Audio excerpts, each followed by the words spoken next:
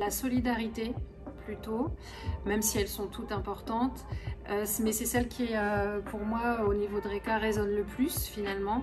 Pourquoi? Parce qu'elle nous place tous en égalité, qu'on soit jeune entrepreneur ou chef d'entreprise plus installé.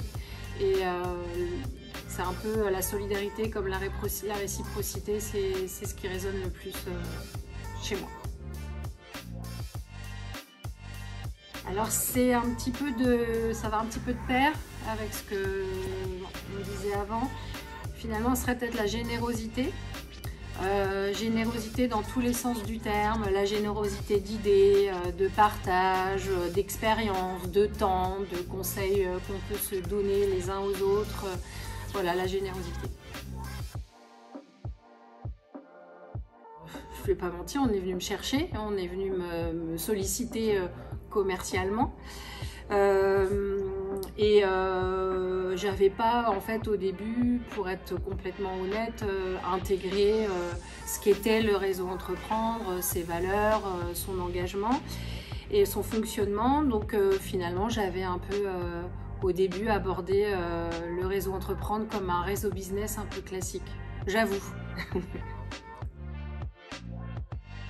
Là aussi parce qu'on me l'a demandé, mais finalement quand j'ai accepté, c'est à partir de ce moment-là où j'ai vraiment compris et que j'ai adhéré au sens humain du terme pleinement et dans le sens investissement au réseau Entreprendre. Finalement, c'est l'ambition de RECA qui m'a plu. J'ai trouvé qu'elle était riche d'expériences humaines, mais en toute humilité à chaque fois. Donc ça résonne par rapport aux valeurs que tu citais tout à l'heure. Et finalement, c'est une façon de m'engager professionnellement, mais autrement que dans ce que je peux faire dans mes fonctions au sein de l'agence et dans mon entreprise. Le premier rôle, ça serait peut-être d'être ambassadrice du réseau. C'est le premier rôle que tout adhérent ou encore plus administrateur doit se donner. Et puis finalement donner envie aux autres, donc en tant qu'ambassadeur, l'idée c'est de donner envie aux autres chefs d'entreprise de rejoindre l'association par rapport aux valeurs et aux engagements qu'on détaillait juste avant. Être à l'écoute des porteurs de projets et surtout le partage d'expérience. On parlait de générosité tout à l'heure, partage d'expérience avec les porteurs de projets ou les jeunes chefs d'entreprise qui pourraient en avoir besoin ou envie.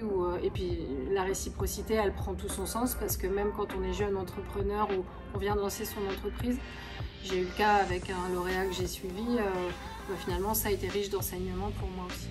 Donc mon rôle, il est bipartite. Alors, un entrepreneur qui se lance, ça serait peut-être structurer le projet, l'entreprise qu'on veut faire, mais foncer, pas foncer tête baissée, mais foncer dans le sens bosser, quoi. De toute façon, être chef d'entreprise, t'as pas le choix, faut que tu bosses, ça tombe pas tout cuit. Surtout pas faire cavalier seul. Souvent, quand on est jeune chef d'entreprise, on a ses convictions, on a son intuition et on pense peut-être qu'on a forcément raison, sûrement. Mais cavalier seul, parfois, souvent, c'est une erreur. Et puis, jamais oublier d'écouter sa petite voix intérieure. Les deux, mon commandant.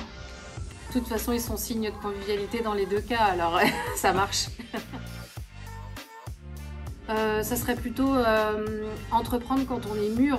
Et mûr, c'est pas une question tôt ou tard, jeune ou vieux, c'est quand on est mûr dans sa tête par rapport à son projet.